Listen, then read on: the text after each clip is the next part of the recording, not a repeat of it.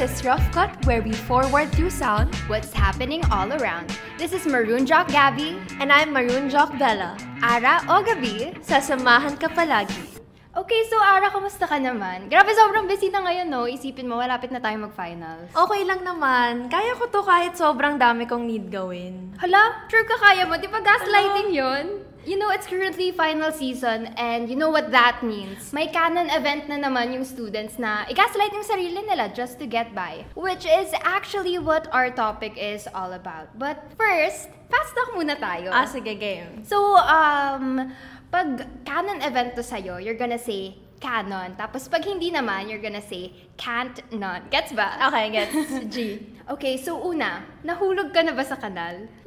Can't non, kasi maingat naman ako sa surroundings ko. Kaya hindi pa. At wag naman sana mangyari in the future. Sana. Okay, so ito naman, I feel like a lot of our listeners is gonna relate to this. Have you ever cut your bangs when you're bored? Yes, actually nakabangs ako ngayon kasi kinot ko kasi bored ako. I think, lalo na nung pandemic, nagawa natin ito ng mga listeners natin. True, such a big canon Diba? event for a lot. Okay, ngayon naman, tumakas ka na ba sa bahay to go to a party? Hindi naman. Nagpapaalam ako, good girl ako, no? Oh, good girl. Nag-party na. Siyempre, dapat good girl pa rin. Sana all. Okay, ito naman. Nag-all-nighter ka na ba during Hell Week? Kailangan ko matulog eh. So, kahit mga 2 hours of sleep lang, sinisiguro ko talaga. Hindi tayo So, groggy sa exams. That's a can't non. Can't non. Okay. Now, back to the topic. Nabulunan ka na ba sa Mikmik? Ayan, canon event yan. I think kung childhood natin, naranasan na rin natin yan. At sobrang sarap ng mikmik, pero inevitable na mabubulunan ka talaga. True. Ikaw naman, Gabby. Mm-hmm. Canon or can't non? Dumaan ka na ba sa classroom ng crush mo para sumilip? Grabe. Yay! Parang canon. No comment, but No canon. comment. Basta alam na natin yon. Yes. Natulugan mo na ba yung mga activities mo? Definitely canon event as a UP student. Yes. With so many deadlines. Mhm. Sa klase ba, nakatulog ka na? Of course, with pictures. Such a canon event. Canon yes. event. Nagka-crush ka na ba sa kaibigan mo? Can't non. Can't non. Safe ang tibay ni Gabby, ha? At sa mga childhood games natin nung bata, naging mother ka na ba sa 10-20? Actually, for me, this is a can't non. Sobrang hindi ako magaling sa games na ganun. Ngayon, after that fast talk canon, can't non, let's have this quick answer prompt. Sino nga ba yung pinakamagaling na gaslighter for you, Bella? Your ex, your parents, or yourself? Thank you for that wonderful question. Wow, pageant. But I think it's myself. At malalaman natin yan by tackling our experiences on gaslighting. Ikaw ba? Ano para sa'yo ang gaslighting, Gabby? Una, i-define muna natin siya based dun sa na-research Okay. ng ating scriptwriter. So first, gaslighting is a form of psychological abuse where a person causes someone to question their sanities, memories, or perception of reality. Usually, example nito, pag i-gaslight mo yung sarili mo na, ay, okay lang to, kaya ko to. Or you're gonna say something that's really unreachable, pero ifo-force mo pa rin na, okay, kaya ko to, ganon. So, for you, may experiences ka ba or examples ka ba ng gaslighting? Marami. Sa sarili ko, lalo na when it comes to midterms or finals, we tend to say na kaya ko to, just to hype ourselves up. Pero sometimes you take so much on your plate, too much responsibilities, hindi mo nare-realize na umaabot ka na sa point of burnout. Pero dahil nga lagi mong hinahype up yung sarili mo, you fail to realize that it's okay to let go of some commitments kung hindi mo talaga kaya. So, from those experiences, ano yung usual emotions na nafe-feel mo after mo actually mag-gaslight yung sarili mo? Ano yung matic emotion mo after that? Matic emotion, I feel better. Pero somehow, it feels like a temporary pleasure, temporary relief. Kasi pag nasapawan ka na ulit ng reality, you realize na, I have to face all of my responsibilities. True. Yung comfort that comes from gaslighting only lasts for a few minutes.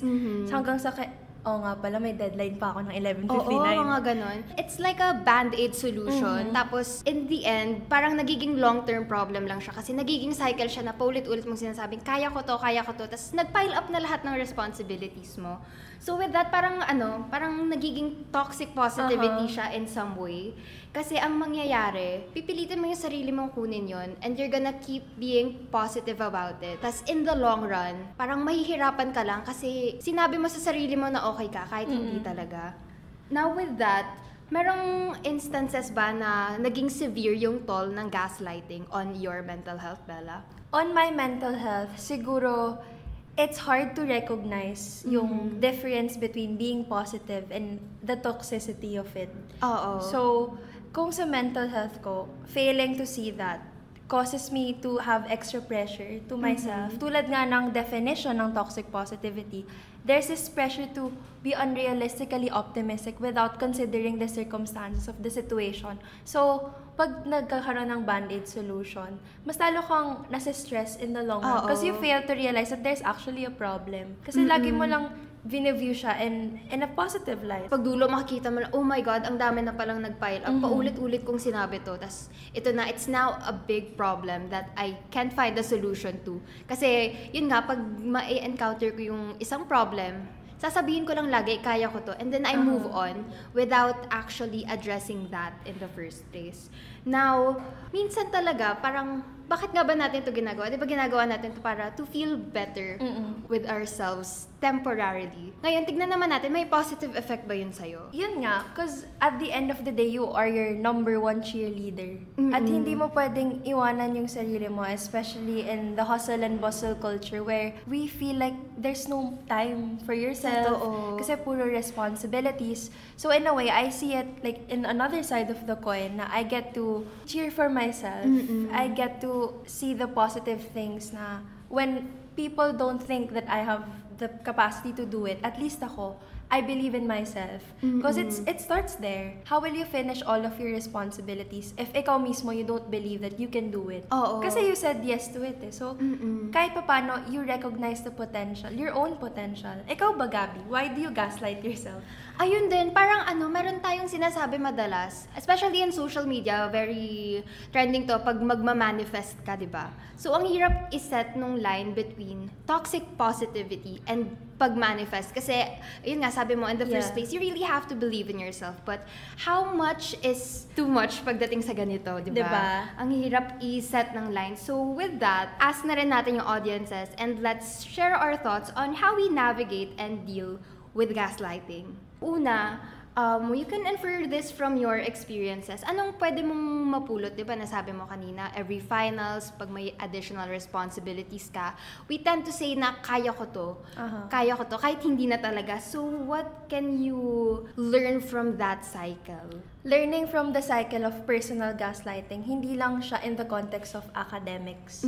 Sometimes, you try to blame yourself na I'm too sensitive. Why am I stressed agad? Diba?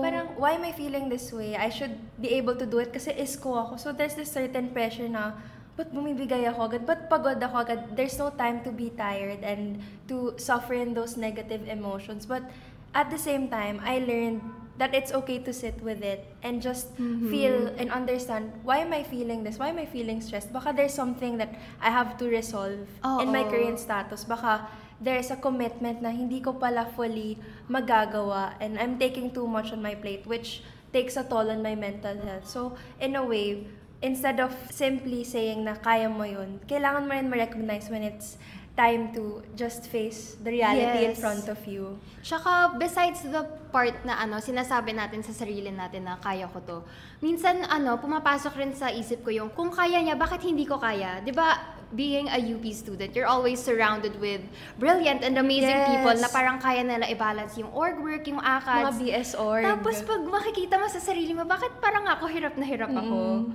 So from that, parang na-degrade yung mental health ko for me. Kasi lagi kong napupush down yung sarili ko when I look at other people. And i-gaslight ko na, okay, kaya niya to, so dapat kaya ko rin. Pino-force ko sa sarili ko na, okay, kaya ko to, until I know to myself na hindi ko kaya. And then I paint that picture na hindi ako same level niya. I'm at a much lower level. So, nahihirapan ako doon when it comes to my mental health. Kasi nakakababa siya ng self-esteem mo, right? Pero hindi naman lower level. Kasi ako, I believe that we have our own timelines. Ayun, in life, I love that. Tsaka, what I learned in the process of being an Iska is that you shouldn't be afraid to be in a room of people with so much skills. Kasi that also means that you have the greatest potential to grow. I love that. Tsaka, maraming opportunities out there. You see people joining orgs and competitions. And like, lalo na in college internships, nakikita ko lahat may Sabay-sabay LinkedIn. sila. But I try to remind myself, gaslighting in a positive way, na I don't have to keep up with their pace because I have my own story to create as an iska. True. Na my time will come, and while I'm in the process of waiting, I can just cheer and celebrate for their victories without doubting na I can be there eventually, as long as I just do my best at the moment. True, I love that.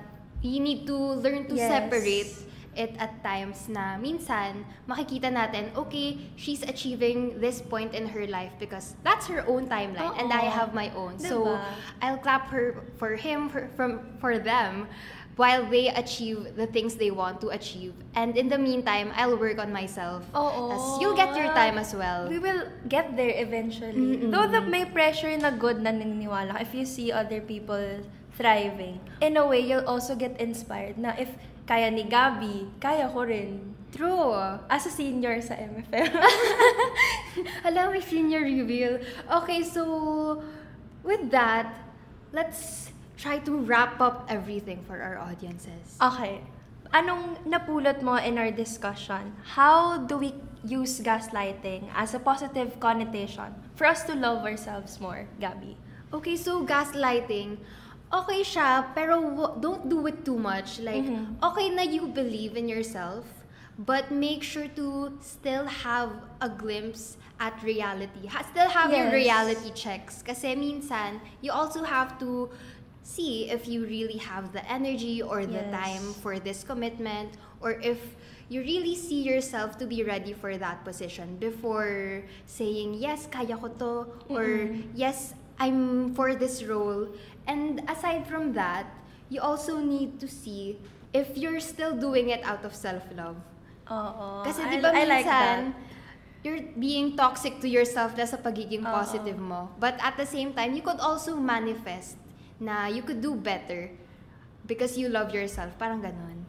Do things for yourself. And speaking on working on yourself, I think loving yourself also means telling yourself na you're gonna trust yourself more and you're gonna listen to your emotions na what I'm feeling is valid and it's okay to be vulnerable, and we'll meet people eventually who will embrace that vulnerability na it's okay to not be okay at times, and that you're not accountable for like what people do to you. Kasi minsan baka ginagaslight mo yung sarili mo na kasalanan mo kaya ginawa sa'yo yun. But you're valid, you're okay, and you'll always be enough. And don't get pressured by outside forces talaga.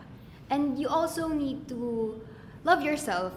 Yes. Ayun talaga. Whether you're manifesting or whether you're telling yourself to rest muna, it's okay, it's valid. Listen to your body, listen to your heart, listen to your mind. Kasi Listen to everything. Listen to everything. Listen to Rough Cut. True. Listen to Bella. And MJ, Gabby.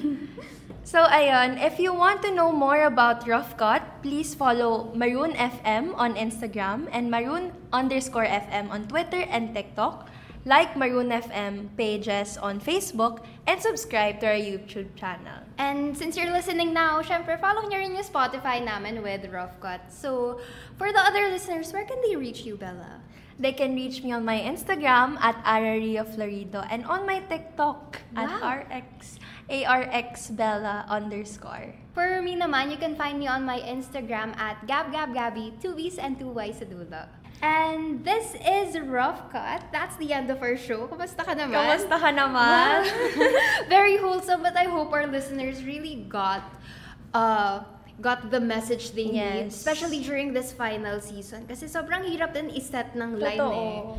I hope they learn to love themselves more. And it takes time. And it's okay if you're not yet there. You can You'll be get patient there. with yourself. Yes. Take the rest that you need. And with that, this is Maroon Jock Gabby. And this is Maroon Jock Bella. And this is Rough Cut, where we forward through sound what's happening all around.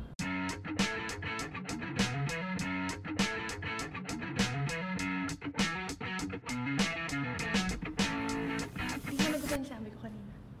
Hala, nagustuhan ko kaya? Hindi, ikaw magsasabi sa akin. Hindi mo nagustuhan. Hindi mo ba nagustuhan yung sinabi mo kanina? Hindi, ikaw. Hindi mo Ay, nagustuhan. sorry! Ako yung hindi ko na... Oo, hindi mo nagustuhan yung sinabi ko kanina. Sabihin mo. Magtaray ka sa.